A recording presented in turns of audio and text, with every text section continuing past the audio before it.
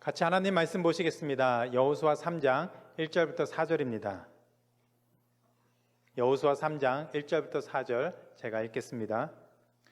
또 여호수아가 아침에 일찍 일어나서 그와 모든 이스라엘 자손들과 더불어 쉿딤에서 떠나 요단에 이르러 건너가기 전에 거기서 유숙하니라.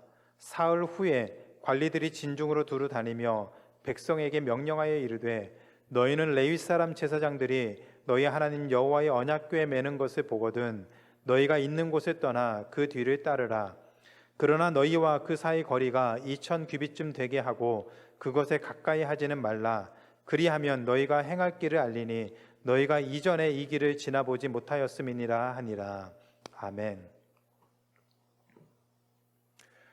살면서 후회해 보신 적 있으시죠? 우리는 살아가면서 자주 후회를 하면서 사는 것 같습니다. 비즈니스가 좀 잘 될 것 같아서 좀 많은 고민 끝에 과감하게 투자를 했는데 시간이 지나서 후회하는 경우들이 생깁니다. 가정과 자녀를 위해서 정말 이렇게 많이 심사숙고하면서 결정을 했는데 시간이 지나면서 다른 결정을 했으면 지금 더 좋은 모습으로 살지 않을까라는 그런 후회 또 아쉬움이 남는 경우들이 종종 있습니다. 쇼핑 좋아하시는 분들은 물건을 산 다음에 괜히 샀다라고 후회하는 경우가 많죠. 미국에서는 리턴을 그래도 쉽게 하니까 샀다가 마음에 안 들면 리턴해도 되지만 또 그러지 못하는 경우에는 좀 많이 후회하는 그런 모습들이 있습니다. 좋은 계획을 세웠다라고 생각하지만 시간이 지난 뒤에 참 고려하지 못했다는 것들이 참 많이 보여지게 되면서 후회하는 경우들이 많이 생깁니다. 모든 일이 잘 풀리고 아무 문제가 없을 때에는 조금 사소한 후회 같은 그런 상황들이 별로 염려가 되지 않고 크게 문제가 되진 않지만 우리 삶이 어려움에 처하고 또 우리의 한 결정으로 인해서 또 문제가 생겼을 때, 큰 문제가 생겼을 때 지난 일들을 돌아보면서 우리는 크게 낙심하기도 하고 후회할 수도 있습니다. 그렇다면 왜 우리는 이처럼 후회하면서 살게 될까요? 우리는 후회하기 위해서 선택을 하는 것은 아닙니다. 분명히 좋은 선택이라고 믿고 선택하고 결정하고 살아가지만 살다 보면 우리의 행동이나 결정을 후회할 때가 참 많이 있습니다. 여러 가지 이유들이 있겠죠. 왜 우리가 후회하는지 거기에 대한 여러 가지 이유가 있을 것 같습니다.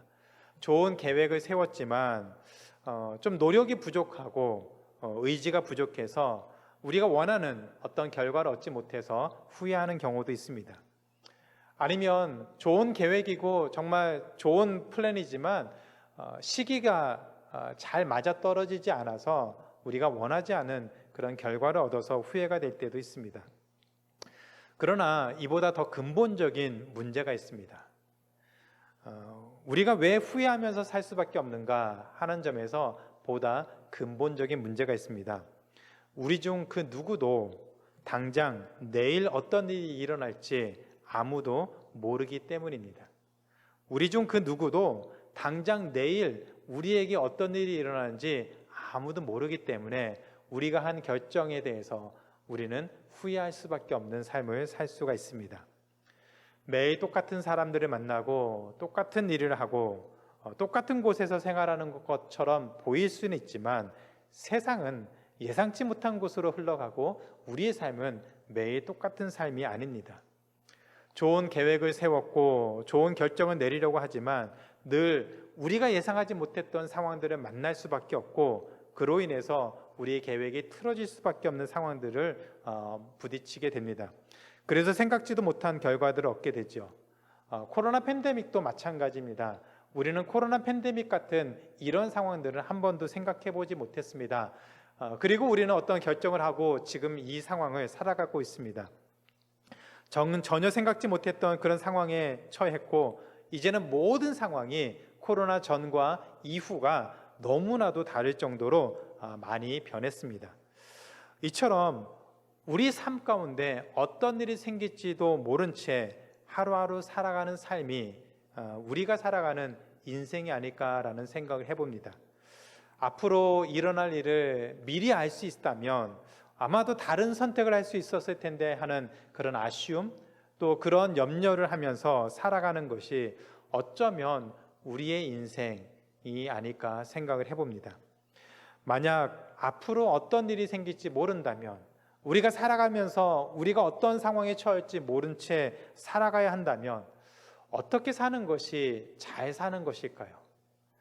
여러분은 앞으로 어떤 일이 생길지 모른 채 매일매일 크고 중요한 결정들을 하고 살아가는데, 우리는 어떤 삶을 살아야 잘 사는 삶을 사는 것이라고 생각할 수 있을까요? 우리 자녀들에게 이런 세상을 어떻게 살아야 된다라고 가르치고 계십니까? 하나님은 요단강을 건너는 이스라엘 백성을 통해서 앞으로 우리 삶 가운데 어떤 일이 생길지 몰라서 때로는 두려워하고 때로는 염려하는 우리들에게 이 세상을 어떻게 살아야 되는지, 그리고 어떻게 사는 것이 하나님의 자녀들의 삶인지 우리들에게 이 말씀을 통해서 얘기하고 계십니다. 오늘 우리가 읽은 말씀 여호수아 3장을 보면 1절에서 드디어 이스라엘 백성이 요단강가에 섰다라고 얘기를 하고 있습니다. 40년 동안 간절히 기다리던 순간이었죠.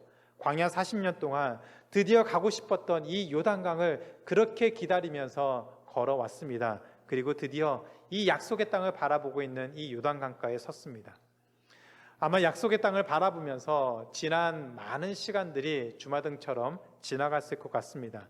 그리고 약속의 땅에서의 삶에 대한 기대와 또 그 땅에 들어갔을 때에 가나안 족속과 치러야 되는 그 전쟁에 대한 불안함들이 아마 이스라엘 백성들의 생각에 아마 교차하고 또 그들의 생각에 가득 찼겠죠. 요단강을 건너기 전에 여호수아는 제사장들에게 언약궤를 메고 이스라엘 백성 앞에서 나아가라고 명령을 내렸습니다. 오늘 우리가 읽은 말씀 여호수아 3장 3절과 4절에 보면 그 방식에 대해서 이렇게 설명을 하고 있습니다. 너희는 레위 사람 제사장들이 너희 하나님 여호와의 언약궤 매는 것을 보거든 너희가 있는 곳에 떠나 그 뒤를 따르라. 그러나 너희와 그 사이 거리가 2000규빗쯤 900m 되는 거리쯤 되게 하고 그것에 가까이 하지는 말라. 백성들과 언약궤 사이의 거리를 900m, 2000규빗 900m의 거리를 유지하면서 언약궤를 따라가라고 얘기를 했습니다. 900m 되는 이 거리보다 가까이 따라와서도 안 되고, 그렇다고 900m 더 뒤로 너무 쳐져서도 안 되고, 정확하게 900m를 유지하면서 따라오라고 했습니다. 성질이 급한 사람 같으면 이 요단강이 쫙 갈라졌을 때 저 멀리 보이는 약속의 땅을 바라보면서 먼저 그 땅에 도착하기 위해서 막 달려가고 싶어하는 그런 마음을 가진 사람들도 있었겠지요. 그러지 말라는 얘기입니다. 그렇게 단번에 달려가지 말고 하나님의 언약궤를 따라가라고 얘기를 하고 있습니다. 그렇다고 해서 반대로 갈라진 요단강을 이곳저곳 둘러보면서 세워라 내워라 하면서 너무 멀리 뒤처져서 따라오지도 말라고 했습니다. 정확하게 이 900m의 거리를 유지하면서 언약궤를 따라오라고 했습니다. 그렇게 따라오면 4절 후반절에 보면 이처럼 900m의 거리를 유지하라고 했던 그 이유를 이렇게 얘기합니다. 너희가 이전에 이 길을 지나보지 못했기 때문이다 라고 얘기를 합니다. 요단강을 건너는 것은, 이 길은 이스라엘 백성들 뿐만 아니라 그 누구도 걸어서 건너보지 못한 길입니다. 더군다나 여호수아 3장 15절에 보면 이스라엘 백성이 이 요단강을 건너는 이 시점이 몸에 거두는 시기로 강물이 항상 그 언덕까지 넘쳤다라고 얘기를 하고 있습니다. 그 말은 홍수 때라는 것이죠. 아무도 건너보지 못한 데다가 홍수가 나서 강 언덕까지 물이 막 차오르는 이 요단강을 건널 때 자기 마음대로 자기가 가고 싶은 대로 가는 것이 아니라 하나님의 인도하심을 따라가라는 말입니다. 왜냐하면 이스라엘 백성은 어느 길로 가야 할지 모르지만 하나님은 그 길을 아시기 때문이다라고 얘기를 하고 있습니다. 모세가 신명기 1장 33절에서 하나님의 인도하심을 이렇게 소개를 하고 있습니다. 신명기 1장 33절입니다. 하나님은 너희보다 먼저 그 길을 가시며 장막 칠 곳을 찾으시고 밤에는 불로 낮에는 구름으로 너희가 갈 길을 지시하신 자이시니라. 하나님은 우리보다 먼저 가셔서 그곳을 살피시고 우리 길을 인도하시는 분이다라고 얘기를 하고 있습니다. 그래서 이 900m라고 하는 거리를 유지한 채 하나님의 언약궤만 따라가면, 다시 4절입니다. 그리하면 너희가 행할 길을 알리니 이스라엘 백성이 어디로 가야 되는지 알 수 있다라고 얘기를 하고 있습니다. 한 번도 가보지 못한 그 요단강을 건너는 이스라엘 백성들처럼 우리도 한 번도 가보지 못한, 경험해보지 못한 삶을 매일매일 살고 있습니다. 아침에 눈에 뜨고 아이들은 학교로 가고, 또 부모님들은 직장에 가고, 집안일을 하고, 친구를 만나고, 또 주일이면 교회에 와서 예배를 드리죠. 매일매일 똑같아 보이는, 반복되는 그런 일상을 사는 것 같지만, 그러나 실제로 우리 삶을 돌아보면 크고 작은 일들이 계속해서 우리 삶 가운데 일어납니다. 전화 한 통에 평온했던 삶이 하루아침에 비참하게, 아니면 송두리째 완전하게 바뀌는 삶이 되기도 합니다. 툭 내던진 상사의 한마디로 인해서 하루아침에 우리 생각과 삶의 모습들이 확 바뀌는 경험들을 하게 됩니다. 승승장구하다가 하루아침에 직장을 잃기도 하죠. 건강하던 분이 어느 날 갑작스럽게 쓰러지기도 합니다. 그래서 옛부터 사람 일은 아무도 모른다라고 얘기를 합니다. 맞습니다. 우리 삶이 앞으로 어떻게 될지, 우리가 어떤 삶을 살게 될지 우리는 모릅니다. 우리 앞에 어떤 일이 펼쳐질지도 우리는 전혀 알 수가 없습니다. 그래서 우리 역시 한 번도 가보지 못한 길을 살아가는 이스라엘 백성들처럼 우리 역시 한 번도 경험해보지 못한, 한 번도 가본 적이 없는 그런 삶을 매일매일 살고 있습니다. 그러나 하나님은 우리가 가야 할 길을 이미 아십니다. 하나님은 우리가 어느 길로 가야지 우리에게 복이 될지, 우리에게 유익할지 하나님은 그 길을 아시고 우리 삶을 이끄시겠다라고 약속하셨습니다. 그렇기 때문에 우리는 하나님이 이끄시는 길로 가야만, 하나님이 인도하시는 길로 가야만 우리는 살 수가 있다는 사실을 기억해야 됩니다. 그러면 어떻게 해야 하나님이 인도하시는 길로 가면서 우리에게 복된 삶을 살 수 있는지 세 가지 점에서 함께 살펴보도록 하겠습니다. 첫 번째는 하나님이 인도하신 길을 따라가기 위해서 우리는 하나님께 온전히 집중하면서 살아야 됩니다. 하나님에게 삶의 초점을 맞추면서 살아야 합니다. 여호수아는 이스라엘 백성이 언약궤에 너무 가까이 다가오지 말라고 했습니다. 200만 명에 되는 사람들이 한꺼번에 언약궤를 보면서 따라가는 거 결코 쉽지 않습니다. 그러기 위해서 900m 정도의 거리가 필요했던 것 같습니다. 언약궤에 너무 가까이 다가오면 양 끝에 있는 사람들이나 그 사람들은 이 언약궤를 볼 수가 없습니다. 그래서 언약궤를 따라갈 수가 없겠죠. 너무 멀리 뒤처지면, 900m보다 너무 멀리 뒤처지면 사람들이 언약궤를 볼 수가 없습니다. 그렇기 때문에 언약궤를 볼 수 없으면 사람들은 자기가 가고 싶은 대로, 자기가 원하는 대로 길을 가게 되겠죠. 그래서 하나님은 이스라엘 백성으로 하여금 언약궤에 너무 가까이 다가오지도 말고 너무 멀리 뒤처지지도 말고 정확하게 이 900m의 거리를 유지하면서 따라오라고 명령을 내렸습니다. 그 말은 하나님의 인도하심에 철저하게 순종하면서 따라오라는 말이죠. 그러나 하나님의 언약궤와 이 900m 거리를 유지한다는 것은 결코 쉬운 일이 아닙니다. 아마 여러분 그 어떤 모임이 있어서 어떤 모임 장소에 갈 때 함께 차를 나눠 타서 이렇게 갔던 그런 경험들이 있으시죠? 맨 앞에서 누군가 인도하고 나란히 그 차를 따라갈 때 이 차를 놓치기가 굉장히 쉽습니다. 그리고 속도를 조절하는 것들이 굉장히 어렵습니다. 이 모든 것들을 잘 하기 위해서는 앞차가 어떻게 가는지를 집중해서 살피면서 따라가야만 정확하게 그 차를 따라갈 수가 있습니다. 조금만 속력을 내도 가까워지고 조금만 뒤쳐져도 신호등에 걸려서 멀리 떨어질 수밖에 없지요. 마찬가지입니다. 한순간이라도 이스라엘 백성이 이 언약궤를 바라보지 못하면 어느 순간에 갑자기 언약궤에 가까이 다가오게 되고 또 어느 순간 언약궤로부터 멀리 뒤처질 수밖에 없습니다. 따라서 언약궤와 이 900m 거리를 유지하면서 따라가기 위해서는 계속해서 집중해서 하나님의 언약궤를 바라보면서 가야만 합니다. 그래서 속도를 맞춰야 되고 함께 같은 방향으로 따라가야만 합니다. 그렇기 때문에 거리를 유지하면서 따라가기 위해서는 하나님의 언약궤를 계속해서 바라보고 집중해야만 합니다. 바로 우리 삶도 마찬가지입니다. 하나님 인도하시는 삶을 살기를 원하십니까? 그렇다면 하나님을 바라보는 삶을 계속해서 살아야 됩니다. 우리가 하고 싶은 대로 살다가 어느 날 갑자기 하나님을 바라보는 것이 아니라 매일 주어진 삶 가운데 순간순간 하나님께 집중하고 하나님을 바라보는 삶을 살아야만 우리가 하나님과의 이 거리를 유지하면서 하나님 인도하심에 순종하면서 따라갈 수가 있습니다.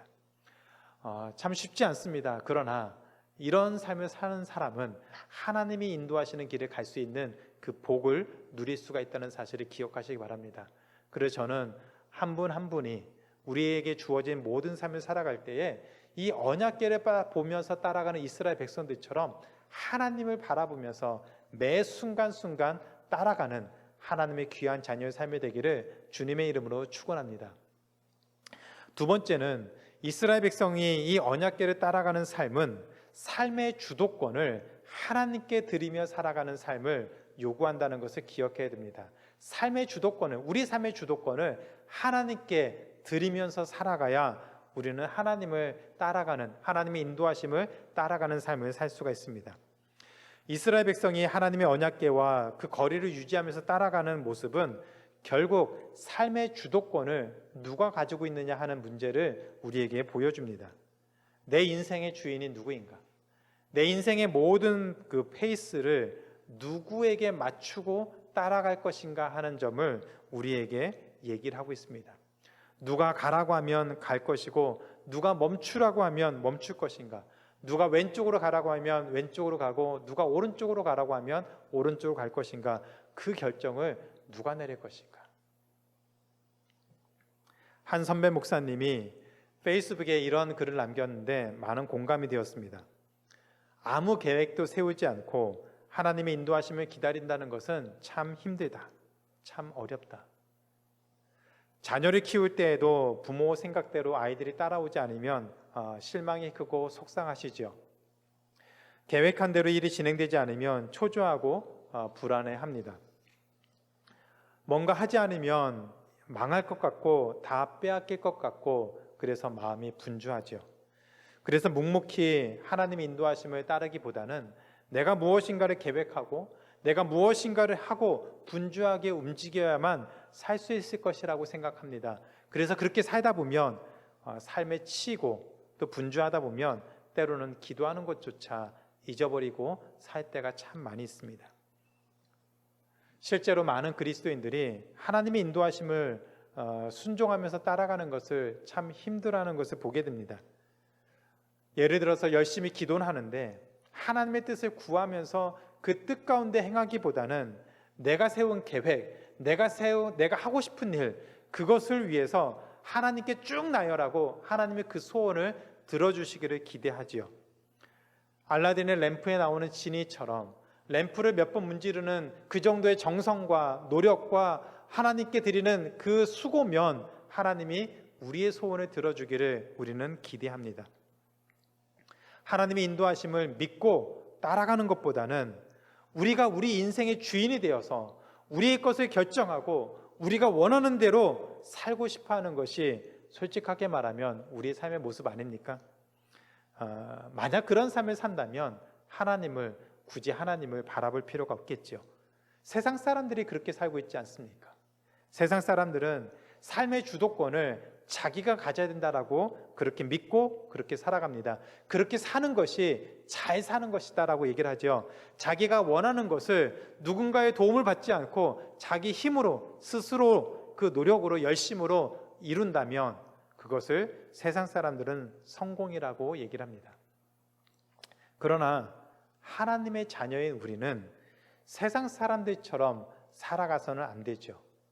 세상 사람들이야 하나님을 알지 못하고 자기 인생을 자기 것이라고 생각하고 살아가지만 우리는 우리 인생의 주인이 하나님이고 하나님이 우리 인생을 책임지고 인도하신다고 약속하셨기 때문에 그 하나님을 바라보면서 살아가는 삶을 살아야 합니다. 아무도 모르는 길을 스스로 개척해서 살아가는 것이 아니라 하나님의 인도하심을 철저하게 순종하고 따라가는 삶을 사는 것이 바로 하나님의 자녀의 삶이죠. 왜 이렇게 살아야 될까요? 세상 사람들처럼 자기 인생이니까, 내 인생이니까 내가 살고 싶은 대로 살면 된다라고 생각하는 것이 아니라 왜 우리는 우리 인생인데, 내 인생인데 이 삶을 하나님의 인도하심에 순종하면서 따라야만 할까요? 그 이유는 쉽고 간단합니다. 우리가 살고 있는 오늘과 우리가 살아가야 하는 내일, 그 모습은, 그 삶은 우리가 한 번도 경험해 보지 못한 미지의 세계이기 때문에 그렇습니다. 우리가 우리 삶을 알고 간다면 우리의 능력으로 살아도 괜찮겠지만 우리가 살아가는 모든 삶의 순간은 우리가 알 수도 없고 한 번도 경험해 보지 못한 삶입니다. 그러나 하나님은 우리가 살아가는 이 삶의 모든 모습을, 그 길을 다 알고 우리의 길을 인도하시기 때문이죠. 하루는 식당에서 식사를 하는데 옆 테이블에 앉은 분이 하도 큰 소리로 얘기를 해서 그 대화가 다 들렸습니다. 아마 말씀하시는 분이 어떤 분야에서 경험이 아주 많은 분 같았습니다. 그분이 이제 막 그 일에 뛰어든 어떤 젊은 사람에게 충고를 하는 것 같았습니다. 이런 얘기를 하시더라고요. 미스터 김, 내가 이 일에, 이 분야의 베테랑이야. 그러니까 나만 믿고 따라와. 그러면 내가 당신 살 수 있게 해줄게. 내가 당신 가족 먹고 살 거 내가 다 해결해 줄게. 그러시더라고요. 이미 삶의 경험이 많고 성공도 해봤고 자리도 잡은 한 분이 이제 막 그 일에 뛰어든 사람에게 나만 믿고 따라와 이렇게 확신 있게 얘기하니까 옆에서 듣고 있는 저도 나라도 따라가고 싶다는 생각이 들 정도로 너무나도 감동적이었습니다. 확신이 들고 믿음이 갔습니다. 조금 성공해 보고 경험이 있어도 사람들은 이렇게 확신 있게 말을 하더라고요. 그러나 어찌 하나님과 비교할 수 있겠습니까? 세상에서 조금만 지식이 있어도 세상 사람들은 확신 있게 다 아는 것처럼 그렇게 자랑하며 떠드는데 어찌 하나님의 전지전능하심과 비교할 수 있겠습니까? 아무리 우리가 능력이 많고 경험이 많다고 해도 어찌 천지 만물을 창조하신 하나님, 생사화복을 주관하시는 그 하나님과 비교할 수 있겠습니까?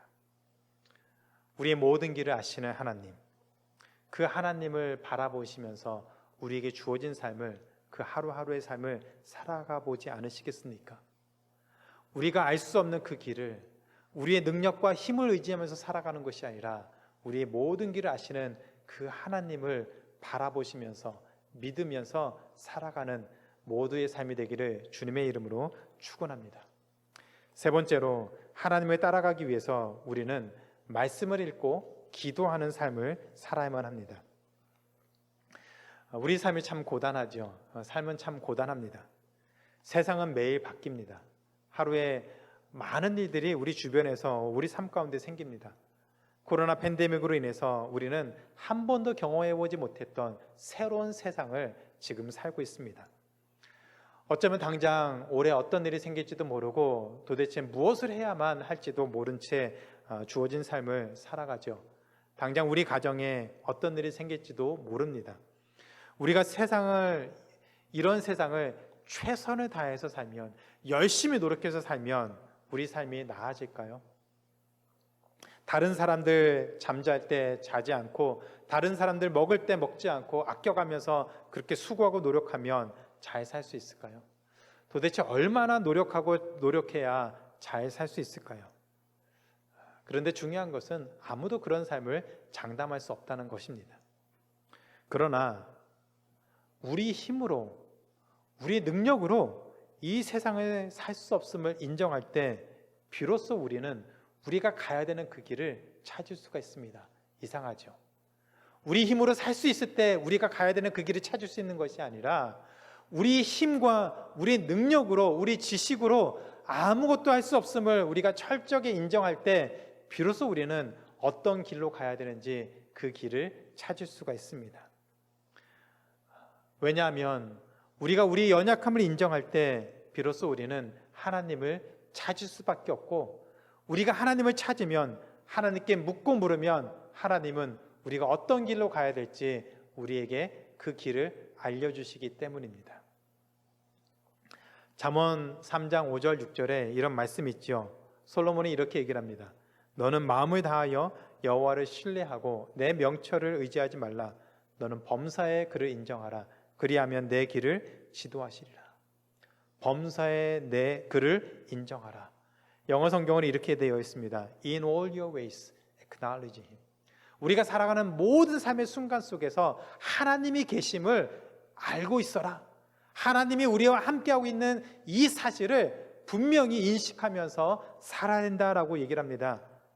우리가 잘 살고 있을 때에도, 우리가 문제와 어려움에 직면했을 때에도 하나님이 선하신 뜻을 가지고 예전에도 우리 삶을 이끌어 주셨고, 지금도 우리 삶을 이끌고 계시고, 앞으로도 우리 삶을 이끄실 것을 믿고 나아가시기 바랍니다. 하나님이 예전에도 지금도 앞으로도 우리의 삶을 분명하게 인도하실 것을 믿고 나아가시기 바랍니다. 이처럼 하나님을 따라가기 위해서 우리는 매일 하나님의 말씀을 묵상하며 하나님께 묻고 물으면서 가야 됩니다. 하나님은 우리에게 말씀을 주셨죠. 하나님은 우리에게 하나님의 말씀을 주셨습니다. 하나님의 말씀을 읽으면 우리는 마땅히 가야 될 곳을 찾을 수가 있습니다. 하나님의 말씀을 읽으면 우리는 하나님을 따라갈 수가 있습니다. 시편 119편 105절에서 시편 기자의 고백처럼 주의 말씀은 내 발의 등이요 내 길의 빛이라고 했습니다. 하나님의 말씀이 우리 삶을 인도하고 있다는 사실을 기억하시기 바랍니다. 하나님의 말씀이 우리 삶을 인도해야 된다는 사실을 기억하시기 바랍니다. 하나님의 말씀이 우리 삶을 이끌어야지 우리가 살 수 있다는 사실을 기억하시기 바랍니다. 그리고 하나님께 기도하시기 바랍니다. 성령님의 인도하심을 구하며 우리에게 일어나는 그 모든 일을 하나님의 관점에서 바라보고 또 따라갈 수 있도록 기도해야 됩니다. 하나님의 지혜를 구하고 영적인 분별력을 키워야 됩니다. 그래야 하나님의 인도하심을 분별하고 살아갈 수가 있습니다. 저는 자주 이런 기도를 합니다. 하루의 삶을 마무리하면서 아니면 묵상하면서 하나님, 제가 잘 살고 있습니까? 제가 가야 될 길을 잘 가고 있는 것입니까? 그렇게 기도를 합니다. 오직 하나님의 인도하심을 우리가 철저하게 인정하고 따라갈 때 하나님이 우리의 길을 선한 길로 인도하실 것을 믿으시기 바랍니다. 우리의 인생길, 가본 적도 없고 경험해보지도 못했던 그런 삶이 우리를 기다리고 있습니다. 말 한마디에 마음이 낙심되고 조그만 일에도 두려움이 생길 수 있습니다. 그러나 두려워하지 마세요. 하나님의 자녀들은 결코 죽지 않습니다. 하나님의 자녀인 우리는 그렇게 쉽게 무너지지 않습니다. 우리가 경험해보지 못한 삶이지만 우리가 가야 될 그 길을 아시는 하나님이 우리를 이끌고 계시기 때문에 결코 낙심할 필요가 없습니다. 두려워할 필요가 없습니다. 우리를 자녀 삼으신 하나님이, 우리가 아버지라 부르는 하나님이 친히 우리 삶을 붙잡고 인도하시겠다고 약속하셨습니다. 그 약속 붙잡고 주어진 삶을 담대하게 사시기 바랍니다. 그러니 두려워하지 마세요. 주저하지 마세요. 매일매일 말씀을 묵상하고 기도하시면서 순간순간 하나님께 묻고 물으면서 기도하시면서 그 길을 따라가시기 바랍니다. 그러면 하나님께서 우리의 길을 인도하십니다. 우리 모두 하나님께 묻고 하나님의 말씀을 묵상하면서 주어진 길을 한 걸음 한 걸음 내갈 때 하나님이 인도하시는 그 길을 따라갈 수 있는 우리 모든 삶이 되기를 주님의 이름으로 축원합니다. 이제 말씀 맺겠습니다. 설교 전에 함께 불렀던 찬양처럼 은혜 아니면 살아갈 수 없는 것이 우리의 인생이죠. 그것이 우리의 인생입니다. 심지어 호흡마저도 내 것이 아니라 주님의 것입니다. 하나님의 크고 놀라운 계획을 우리가 지금은 다 알 수 없어서 때로는 좌절하기도 하고 낙심할 수도 있습니다. 그래서 작은 고난에 지쳐서 쓰러질 수도 있습니다. 그러나 그것이 마지막이 아닙니다. 기억하시기 바랍니다. 그것이 마지막이 아닙니다.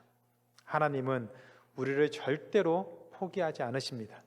그리고 우리를 붙들어서 마침내 우리가 가야 되는 그 길로 하나님은 우리를 한 사람 한 사람을 이끄시고 인도하십니다. 그렇게 약속하셨습니다.